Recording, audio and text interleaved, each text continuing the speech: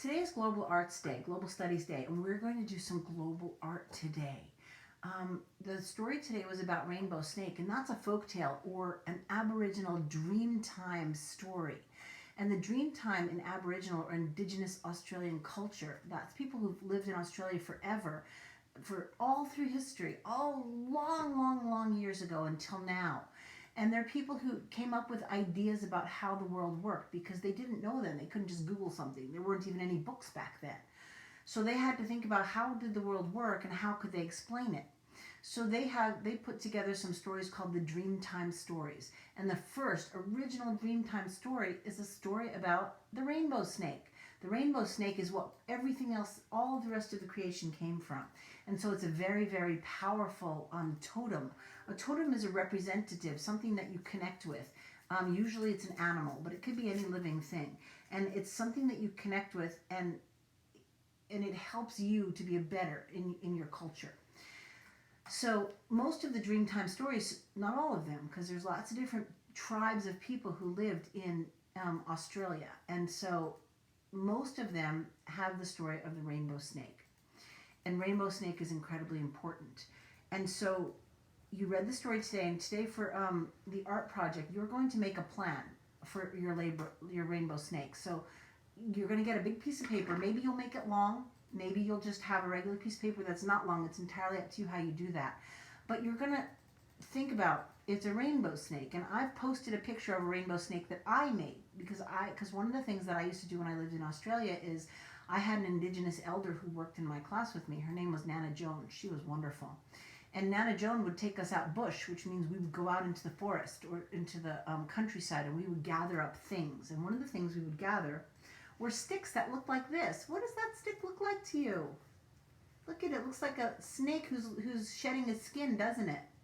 And a lot of their tree limbs and roots look like snakes. And because rainbow snake was such an important part of their culture, they would then turn them into rainbow snakes. And this is one that I've started out of just a little piece of wood here, a little branch of a wood. And I've started doing some dot painting on it. You don't have to do dot painting on yours, but dot painting is a very important part of their culture too. It's how a lot of their artwork looks. And I'll show you some of that next week when we look at art again. I'll show you some dot paintings, and we're going to do a dot painting next week. But you're going to do a plan. If you can find a stick that looks like a snake, then you can make an actual rainbow snake. And here's a little secret. If you can't find a stick that looks like a rainbow snake, if we finally get to go back to our classroom, I have some sticks that look like rainbow snakes, and I'll bring them. And we can take your plan and turn it into an actual snake. Now, these sticks I had to bring from Colorado because the sticks in North Carolina have a problem called dry rot. And that means if you take your stick and you smack it against something, it'll just break into many pieces. So they're not very good for making long-term artwork with that will last for a really long time. But if you want to try it on your snake, and you have some paint or some markers that you can do with it at home, you could try to actually draw your plan and then put it on a stick and make a rainbow snake out of it. So you're going to do that today. You're going to make your plan. Now, remember, even in this, I want you to use your pencil first. Draw your snake. Make sure he's got some sort of a squiggle to his body because they wind sideways all the time like this. When we do for a sticky snake, see how we make our movement of our hand back and forth? Because that's how a snake moves. It moves back and forth and back and forth and back and forth like this. It propels itself. Some snakes actually move like this. They roll like hula hoops. Those are kind of scary.